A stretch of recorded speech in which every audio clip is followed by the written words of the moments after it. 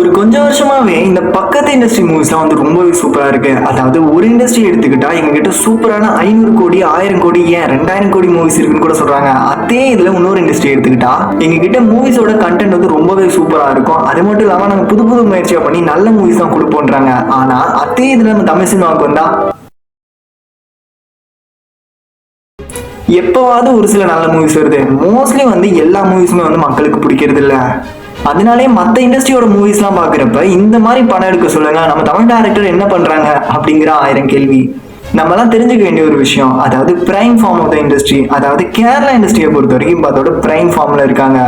அதனாலே திரும்புற இடம்லாம் வந்து ரொம்பவே நல்ல மூவிஸ் மட்டும்தான் வருது.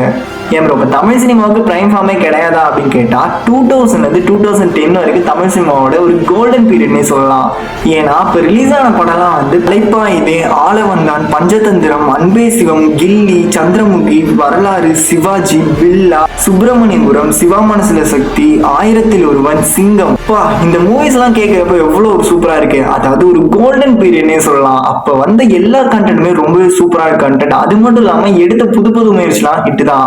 அதுலயும் குறிப்பா சொல்ல போனா இந்த சிவாஜி மூவி இருக்குல்ல, அது வந்து ஒரு இண்டஸ்ட்ரி ஹிட்னே சொல்லலாம். ஏன்னா முதல் 100 கோடி வந்து வசூலை தாண்டி போச்சு. அதே மாதிரி தெலுங்கு சினிமாவை எடுத்துக்கிட்டா மகதீராங்கிற மூவியும் வந்து 100 கோடி வசூலை தாண்டி போச்சு.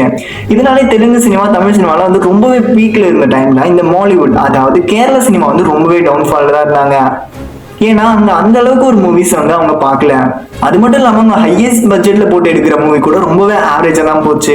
அது மட்டும் இல்லாம இந்த கேரளா சினிமாவோட ஒரு டேர்னிங் பாயிண்ட்னு சொல்லப்படுறது வந்து பிரேமம்ங்கிற மூவி.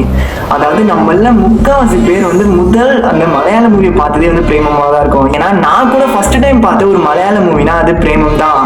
ஏதாவது பிரேமம் ஃபேன்ஸ் இருந்தா கீழே காமிச்சு சொல்லுங்க. அதனாலேயே அந்த இண்டஸ்ட்ரியோட கிராஃப் வந்து கொஞ்சம் கொஞ்சமா மேலே ஏறுது. இப்போ கேட்கலாம், ஏன் ப்ரோ அப்பெல்லாம் வந்து இந்த தெலுங்கு சினிமாவிலையும் தமிழ் சினிமாவிலையும் நல்ல மூவிஸே வரலையா அப்படின்னு கேட்டா, அப்போ ஒரு சில நல்ல மூவிஸ் நம்ம தமிழ் சினிமாவிலையும் இருந்துச்சு. அதனாலேயே வந்து கொஞ்சம் வருஷத்துலயே, அதாவது 2020ல வந்து ஒரு கொரோனா லாக்டவுன் வருது. அதனாலேயே வந்து நம்ம லாக்டவுன்ல வீட்டில் இருக்கிறப்ப இந்த ஓடிடி தான் வந்து அதிகமாக யூஸ் பண்றோம். அப்ப அந்த ஓடிடியில பாக்குறப்ப நல்ல மூவிஸ்லாம் வந்து இந்த கேரளா மூவிஸாவே இருக்கு. அதாவது தமிழ் மூவிஸ்ல அந்த அளவுக்கு எந்த ஒரு நல்ல மூவிஸுமே வரல கடந்த ஒரு சில வருஷத்துல.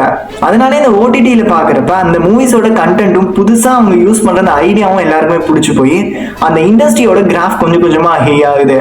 அதாவது ஃபஹத் ஃபாசில்ன்ற ஒருத்தர் வந்து ஒரு சில மூவிஸ் நம்ம பார்த்துருக்கலாம். ஆனா இப்ப அவர் நடிச்சாலே அந்த மூவி வந்து சூப்பரா இருக்கும், அவரோட ஆக்டிங் நல்லா இருக்கும் அப்படின்னு சொல்லிட்டு பார்க்க ஆரம்பிச்சிட்டோம். இப்ப இருக்கிற காலகட்டத்தில் ஃபெசிலிட்டிஸ் வந்து ரொம்பவே கம்மியா இருக்கிற இண்டஸ்ட்ரி கூட ரொம்பவே மேல இருக்காங்க. அதாவது கன்னட இண்டஸ்ட்ரிலாம் எடுத்துக்கிட்டா கேஜிஎஃப்ங்கிற ஒரு மூவியாலே அந்த இண்டஸ்ட்ரியை வந்து எல்லாருக்கும் தெரிய ஆரம்பிக்குது. ஆனா நம்மளோட தமிழ் இண்டஸ்ட்ரியில எவ்வளோ வந்து ரிசோர்ஸ் இருந்தோம் நம்ம அதை பயன்படுத்திக்கிறது இல்லை. அதாவது ஒரு ஹீரோ எடுத்துக்கிட்டா அவரு 50 கோடியில இருந்து 300 கோடி வரைக்கும் சம்பளம் மட்டுமே வாங்குறாரு. ஆனா அதுல இருக்க அந்த கதையை வந்து அவர் எந்த அளவுக்கு பாக்குறாருன்னு தெரியல. இப்போ வந்து 2024 இப்போ வந்து ஒரு சில சூப்பரான மூவிஸ்லாம் வந்து தமிழ்லயே வந்துச்சு. ஆனா இப்ப இருந்து ஒரு 2-3 வருஷம் நம்ம வந்து வெயிட் பண்ணி பார்க்கலாம். அதாவது தமிழ் இண்டஸ்ட்ரியோட பிரைம் ஃபார்ம் திரும்பி வருமான்ட்டு. இது வாய்ஸ் ஆஃப் சைனிங் ஆஃப்.